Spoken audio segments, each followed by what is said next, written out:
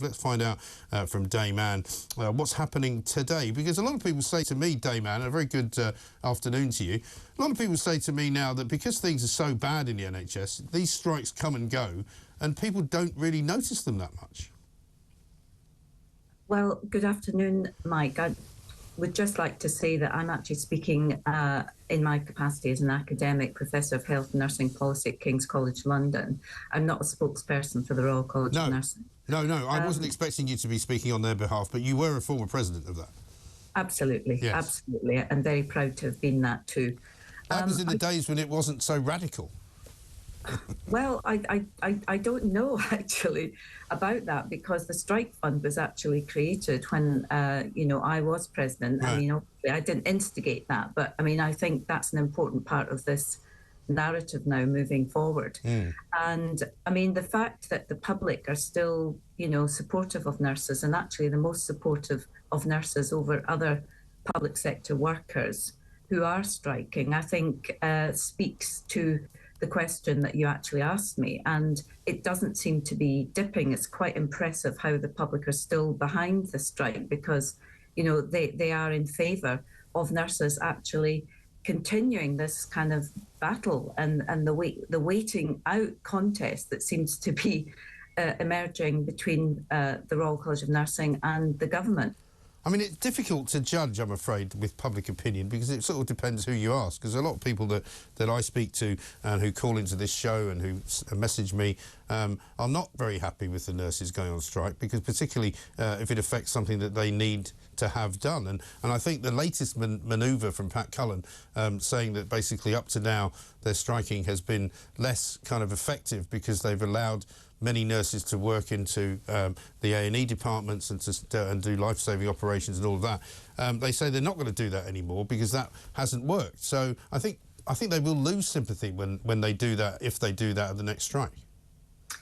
Well, there's still life and limb, support being provided. And I think, it's quite ironic that Grant Shapps himself was actually praising the reasonable and responsible, two words that are very much to the fore in the government's own narrative, about nursing, and how it actually was taking a very strong line on accountability. And I think that, really, the intransigence of the government on this matter is quite astonishing, really. I mean, I think people are just confounded. The public are also confounded. And I mean, the key solution here is just to get to the table and talk, as you've just outlined. It can be done. Scotland's got, an offer on the table, and the Royal College of Nursing are going to consult with members to see whether they're going to accept it, and the RCN have advised that members do accept it. But they haven't as yet done that, and the same problem in Wales. They thought that they had a deal, but they haven't actually made the deal. And it makes you wonder whether they want to make the deal, because there is obviously some kind of ideological battle going on here. I mean, Grant Shapps says a lot of things. I'm not quite sure he's a very reliable source on anything at this point, but that's another story.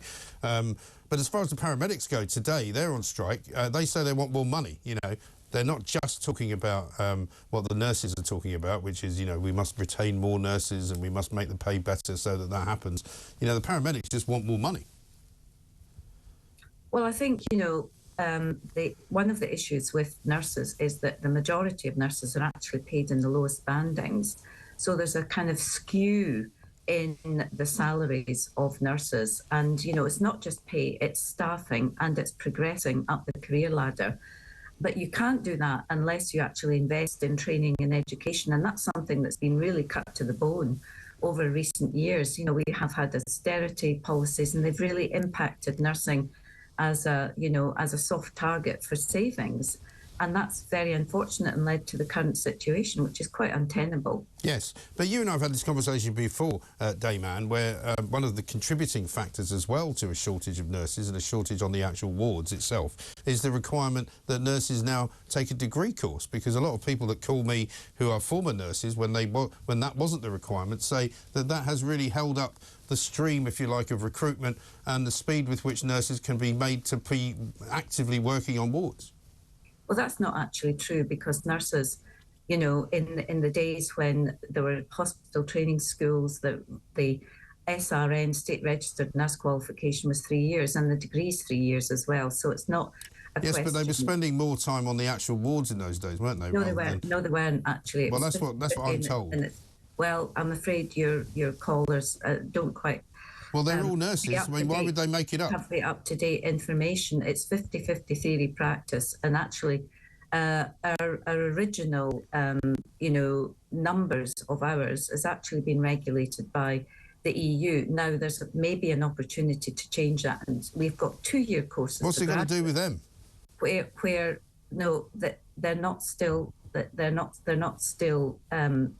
setting those kinds of benchmarks. I think there's an opportunity to perhaps look at that again. But we do have graduates who come in. Yes. So you agree? You agree with me then, Dayman, that the nurses currently who are training are not spending enough time. Degrees, and they can process through much more quickly, and they're in high demand by employers because they've got a lot of life, skills as well. Yes, but you're basically agreeing with me that the nurses who are currently training are not spending enough time on the wards, and we should have them on the wards more. No, I'm not. You want to see what they have to go through in terms of the obstacle course and the proficiencies. They are actually much more rigorous than when I trained, way back in the day. No, I'm not disputing that. I'm saying to you, nurses, they have to go through. I mean, it's almost like a kind of military type training. No, I'm not disputing the worth of the training. I'm just saying that you, like me, think that they should spend more time on the wards themselves, because you just said that it would be good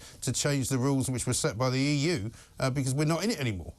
Well, the fact, I'm not saying that at all, because nursing training is not just in wards, it's in a whole range of different settings, because that's where healthcare is actually delivered. And, including digital, solutions to accelerating care. We are trying to modernise that as rapidly. All right. Well, let me ask you a question then. When you said that you would think there's now a good opportunity to change the EU directives, which ones did you mean? I thought you meant the ones that made them work a certain number of hours away from the wards. No, the EU directives, there's 4,600 hours the EU directive has set that actually have to be completed for nurses to graduate, basically.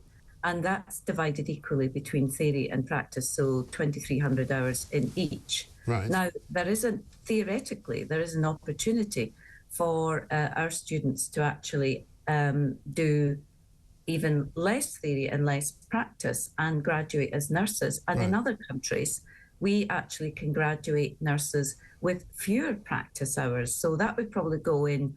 So that would make them nurses quicker, in other words. It could potentially be, but that's something that the Nursing Midwifery Council have to consider. I think you do agree with me. I'm going to dispute what you said earlier. I think you and I are both agreeing on this. Would that would happen? Listen, it's not an outrageous suggestion. It's the first time that we actually agree on something. I know. Well, listen, we all want more nurses, Dayman, and I think we've maybe found a solution to it. So we'll take that on board, and thank you very much indeed. We've got to run.